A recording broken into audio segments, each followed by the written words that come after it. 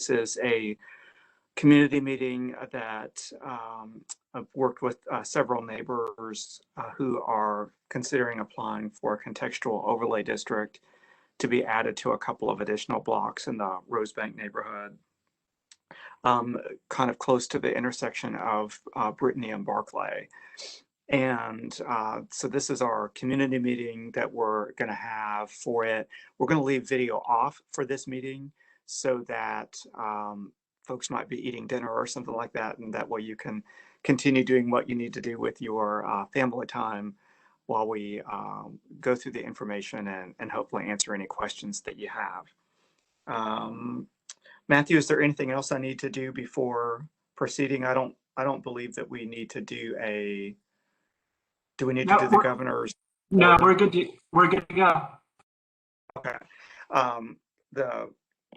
I know for a lot of Metro Council meetings, just for folks, like we always have to read the governor's order, but since I'm the only council member present on this one, and we're not actually taking a vote on anything tonight, we don't have to do that. But once again, this is District 6 Councilmember Brett Withers.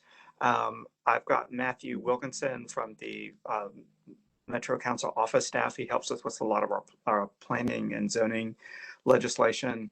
And so Matthew has brought up the like a fact sheet, which contains just overall a summary of the information about the contextual overlay district. For a little bit of background, I think I see that Kelly Bacher has joined.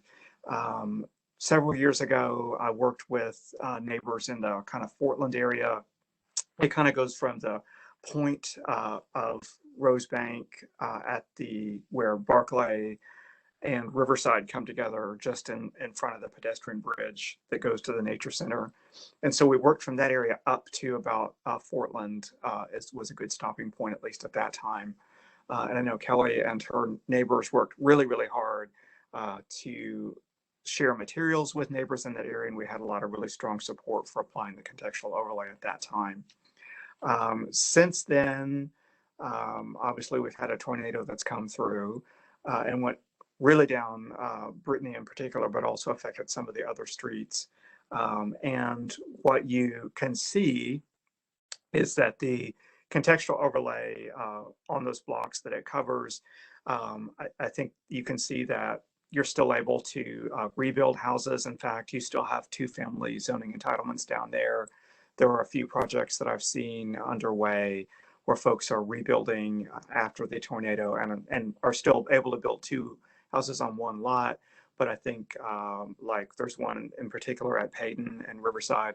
But I think that gives people kind of a sense of what new construction would tend to look like under a contextual overlay that still retains the two-family zoning entitlements.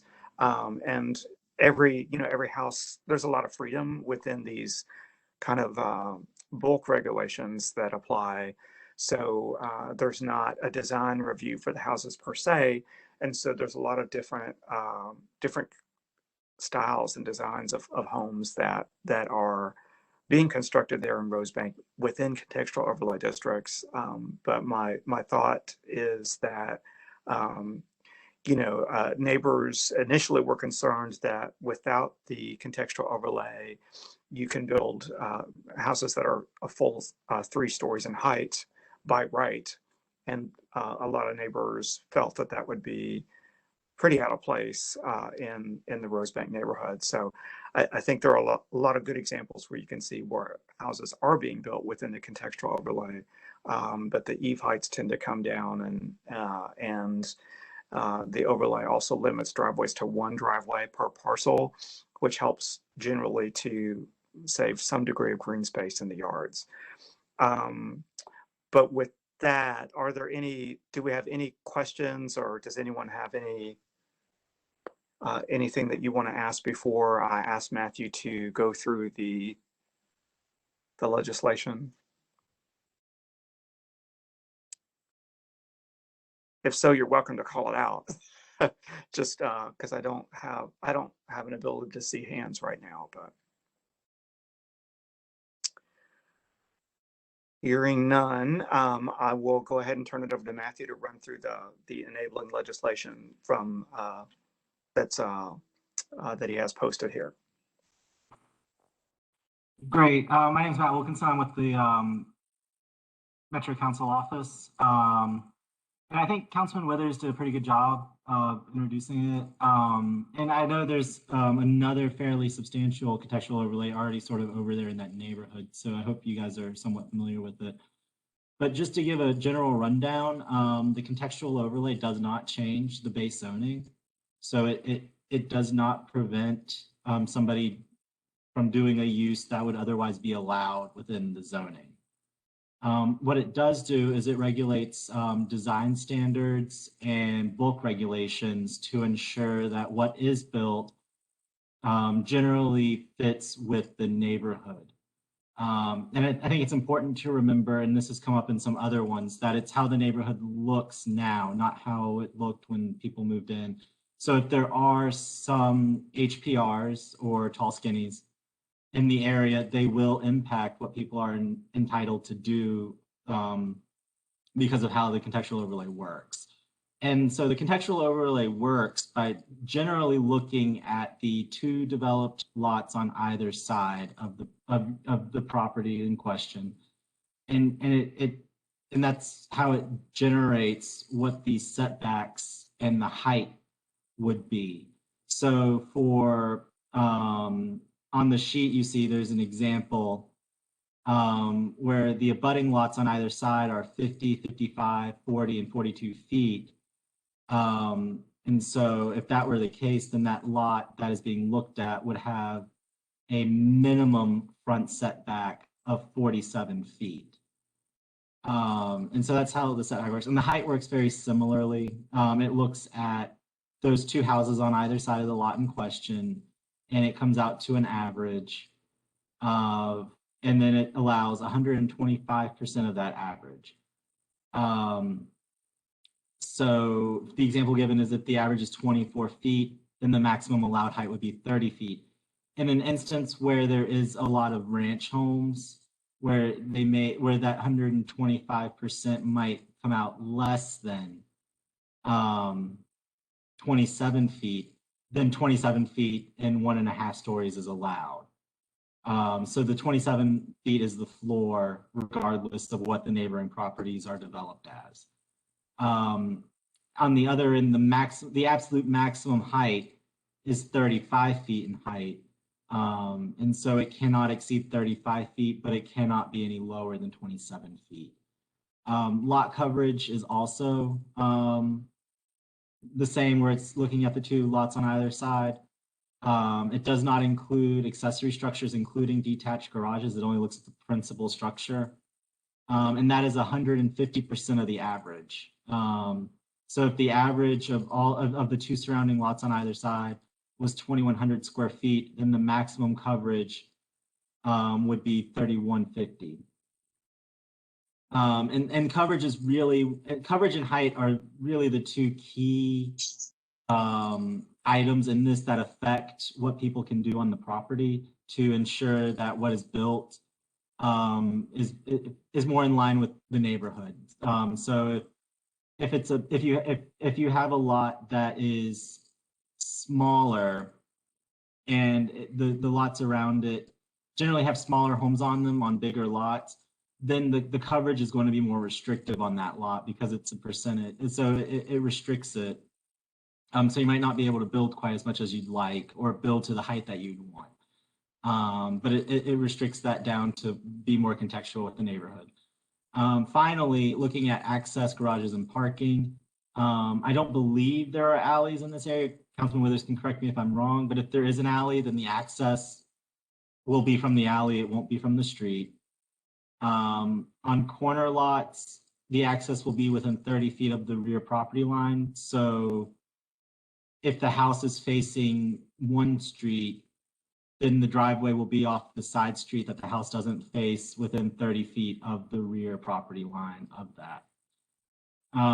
Driveways are limited to one per public street frontage. Parking driveways and all other impervious surfaces are in the required setback, shall not exceed anything wider than 12 feet. The front of any detached garage will be located behind the rear of the primary structure. So you can't really just sort of have a detached garage hanging out on the side of the house. It needs to be in the rear, towards the rear of the property. And then the garage door of any attached garage will face the side or the rear. And the goal of that is to minimize the garage and maximize the front porch or the front of the house. And I think it's important to remember that this is for new construction and significant renovations and expansions. So if your home already has one of these things that may not be allowed, it's not going to suddenly become illegal. It's going to be allowed to remain. It just may be that if you are already exceeding 150% of what your neighbors average lot coverage, you may not be able to do an addition onto your home. If you're already more than 125% taller than your neighbor's homes, or your house is taller than 35 feet, you might not be able to bump out and do another story on top. And so that really just covers the gist of it. It's the fact sheet on the overlay covers it pretty good detail as well. And Matthew, one thing to remind everyone of is that the contextual overlay ordinance does allow for a Board of Zoning Appeals hearing to be had if a homeowner does want to go a little bit taller in height or coverage or something like that. There is still a Board of Zoning Appeals process available for a potential relief from one of those conditions. However, it's really advisable, if you want to file that Board of Zoning Appeals, that you speak to your neighbors first, because the Board of Zoning Appeals will be very interested in the neighbor's perspective on that. So it's I think we've had a couple of those that have happened in District 6 and contextual overlays. So there is some flexibility there, but it is a public hearing process, and you would want to speak to the neighbors first. That's my recommendation. Yeah, and I'll just also follow up real quick on that too. It is the Board of Zoning Appeals is a process, so you would need to fill out the application through Zoning Codes Department, and you will need to describe some kind of hardship as to why you're seeking the variance. Right. Yeah. It usually can't just be just because you want it. Yeah, that's true. Having said that, do we have anyone raising hands, or does anyone have any questions that they just want to call out? Usually I can see hands on them operating without sight, but if anyone has any questions or comments, we can take a break and address those now. If you want, anybody's free to unmute themselves if they want to go, or if you're on the WebEx app and you're more comfortable typing it out, there is a chat feature, so you can type it in the chat and I will see it, and I think Councilman Withers can see it, and we can read it out and answer that as well.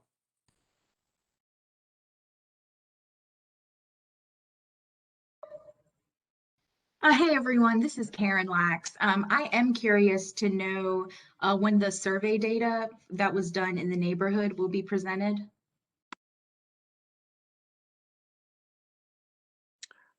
Okay, thank you for that question, Karen. I believe that surveys were kind of mailed out in many cases or delivered, and one of the neighbors is beginning to receive those back in and actually is tracking that. But I don't know that we've gotten a large number of responses just yet. But does one of the neighbors who is organizing that want to provide any commentary about when you think you might have responses?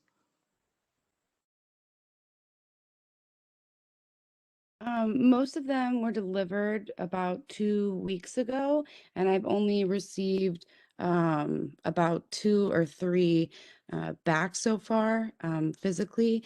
There was quite a lot that were mailed out, either because homes are missing, or there is an owner who lives outside of the actual property, but all of those were mailed within the greater Nashville area, except for one. An owner's address is in California. Great. Thank you for that question. Are there any other questions that we have at this time?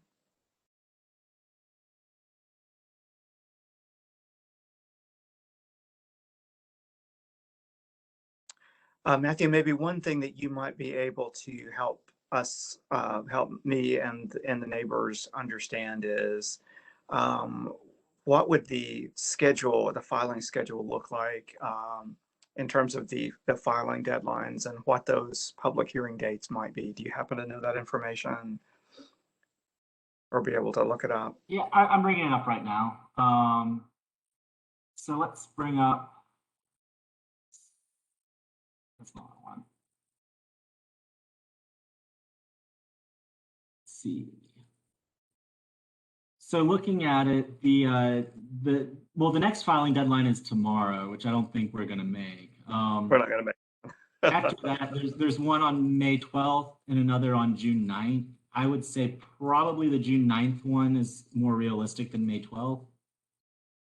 And so if we did the June 9th application filing deadline, which we would submit from our office, then, oh, I lost it. Where we go? There it is. So June 9th, then the Planning Commission meeting would be July 22nd. And then the council public hearing date would generally be October 5th. However, when it's done by a council member and we do it from our office, sometimes that timeline can be a little more compressed. So if we submit it on June 9th, they may be able to introduce the legislation in August, which would push up that public hearing deadline by a month to maybe September. So it would be a little quicker. So generally, if we get it in within the next month or so, it should be completed by into fall. Or do you happen to know what it would be for those May dates for the May 12th filing date? For the May 12th filing date, the Planning Commission meeting would be June 24th, which would mean the bill would be introduced on in July and have public hearing and finish up by August. So I think if you submit it in May, you'd be done by the end of August. I think if you submit it in June, you'd be done by the end of September. Okay, great. Thank you. And that's just tentative. I mean, it could be delayed a little bit, but that's just like a roughing out. I saw a question come through the chat, but I can't quite seem to see it. Are you able to see that came through the chat? Yeah, I have it. From Nikki Brooks, if I live next to an HPR, is my neighbor one or one? A house is on that side. And so to answer that, an HPR is actually a two-family use. And so we're only looking at the parcels. And since those HPRs share a parcel, we're looking at the HPRs combined as if they were one. And so the HPR, and so that's sort of what I was saying about like HPRs affecting this, is that they would have a much higher lot coverage than a typical single family. And so if your lot is next to a lot of HPR or a couple HPRs, you may be able to do more on your lot than if somebody is on there, is within the contextual overlay that's not near HPRs. So an HPR would be, the two units together would be counted as one since they share the parcel.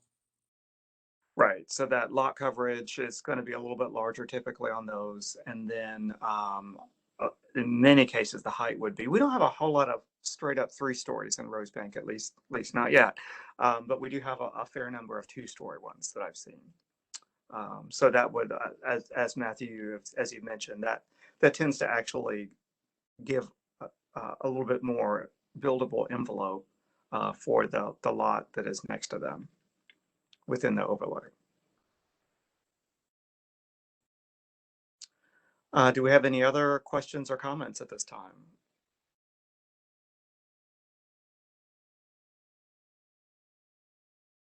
Y'all are pretty quiet for East Nashville. Hey, Brett, it's Jason. Yeah. Hey, I don't know if you had mentioned this earlier, but just to, I guess, reiterate it, is that any permits that are started before this gets passed still stay in effect and don't have to apply to this contextual overlay, correct? I'll let Matthew answer that for sure. It depends on Yeah. when the So if you file now, you're not required. However, once an item gets a planning commission recommendation and is introduced in council, it becomes pending legislation. And so once that threshold is met, then any permit applied for after that happens would need to meet the contextual overlay. Any permit applied to before that happens would not. So if you submit your permit, generally what happens with these is that they're introduced at council before they have their planning commission date, so they can do combined notices. And so if you submit after it's been introduced at council but before the planning commission date, you get in before the pending legislation doctrine starts. If you submit after after it's been introduced at council and after the planning commission has made a decision on it, then it becomes pending legislation, and then you're required to meet the contextual overlay requirements. And then Nikki had another question. What percentage of agreement is required to pass? And that falls back to Councilman Withers. That's right. We have never set a specific percentage, but what I will say is that, gosh, I know Kelly Bacher really worked really hard, had very terrific response in the Portland area, and there may have been, I'm trying to think even if there were 2 or 3 in opposition for that one. Not all of them are quite that strong, but it is often the case, frankly, that even in non-tornado times, you don't always hear from you don't always hear back from every property owner. So I don't necessarily anticipate that there would be 100% response rate anyway. However, the notice mailings, once something is filed, there are notice mailings and signs that go up, as well as public hearings. So sometimes it's the case that we council members don't really hear from people until those public hearing dates, unfortunately. But that's just kind of the way it is sometimes. So I don't have a set number per se, but we'll be really interested in working with Caroline and the other neighbors to see what kind of a response rate we can get, and also to hear what the neighbors' concerns are. For instance, I heard from one property owner who lives nearby in the neighborhood, but just not on that particular parcel. And they were concerned about the contextual setbacks, which is the distance of how far the house is from the street. And they actually wanted to make sure that those contextual setbacks were in. And so a call that started out as being a concern ended up being that they were in support. So sometimes it just really depends on what the kind of the quality of the feedback, I guess I would say, more than a number of yeses or nos, because sometimes the concern that's raised is actually addressed by the legislation, or it could be that someone, their house is already built out, so it's not really going to affect them in any way. So hopefully we'll get some pretty good responses in, and this is a small enough area that's being proposed that I think that I would hope to be able to have a little bit more of a conversation with those property owners to see what their reasons for support or opposition are than the yes no counts themselves. But we'll have to see how that goes. But that's a great question. Do we have any other questions or comments from attendees?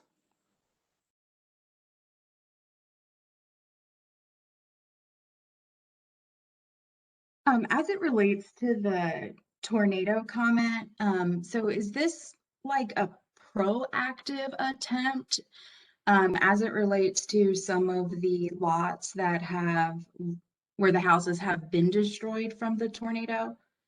Because I'm a little confused on what and where new builds have come up because of the tornado in these boundaries. Well, and that's a great question, Karen. Kind of, there are in this boundary, like it comes up Barclay from about, it crosses Lazenby on Barclay and then goes down Brittany towards Eastland. So there are houses from the tornado that are being constructed right now. And of course, you know, those, because those permits are already in place, those permits are not affected. But within the area that already does have the contextual overlay going down to Portland, there are several, you know, lots there, particularly I think along Riverside. There may be some further in, but there are a couple along Riverside that I know of that are within the existing Portland contextual overlay district that are being rebuilt in accordance with the contextual overlay design guidelines. I think what I've heard from some of the neighbors who were interested in applying for this one, it's not so much because it's about the tornado. It's just that there is, you can sort of tell areas that have the overlay, and when new infill houses are built, how similar the height and dimensions of those houses are to the surrounding community, even though they can certainly look very different. And then once you step outside of that boundary, you can see some buildings that would definitely not have been approved in a contextual overlay because either they're really tall, although I haven't heard that so much, but a lot of it really has to do with not wanting to have the dual driveways where it sort of makes most of the front yard be concrete and kind of turns the house around backwards away from the street. I think that was a lot of the impetus for neighbors that were wanting to pursue the contextual overlay for these blocks. Does that answer your question? Yeah, it does. Thank you.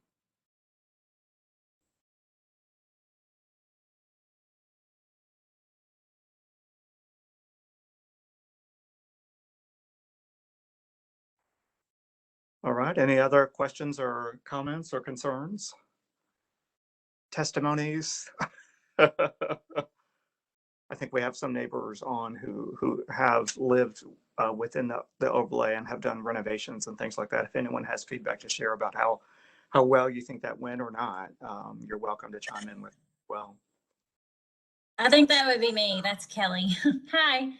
I've been really happy with it. I feel like there have been additions, including ours, that have happened within the contextual overlay. To be totally honest, we doubled the size of our house and it was still within the contextual overlay.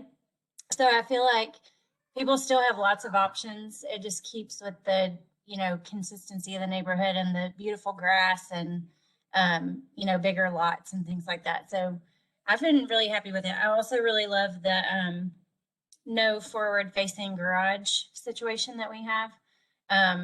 There were a couple that made it through before it was that sensitive timing, like before ours went through. They had already pulled the permit. So we do have a couple of forward facing garages, but I feel like we were able to keep that to a minimum. So I think it's been great so far. Great, thank you for that. And I'll say too that I've seen some creativity, I guess I would say, and that's one of the things I really kind of like about the contextual overlay is it really is it's a mathematical approach, but it gives a lot of design creativity. So even within that Portland area in particular, there's new houses that are being built and lots of kind of different designs. Some of them are a little bit traditional, some of them are very contemporary. And I think that as I mentioned before, gives a fair amount of freedom while still kind of keeping the scale of the development closer to what you typically had.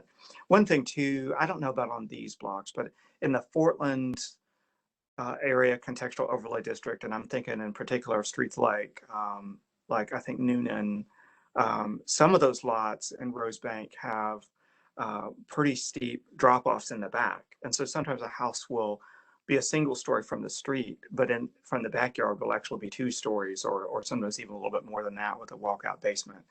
So sometimes that topography really works in your favor as a homeowner where you can still build a pretty good sized house or 2 houses even that still meets the height conditions from the street, but you can take advantage of that topography sometimes to have a pretty big house that doesn't overburden the street.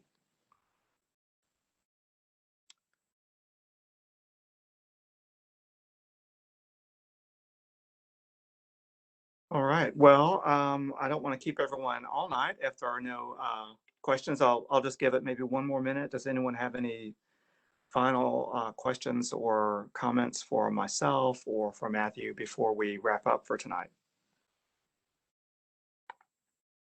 Hi, I just want to say thanks for doing this and for answering questions. It's all pretty clear. And now I sort of have a better understanding of why this is being initiated and why it makes sense. So thank you. Great. Thank you.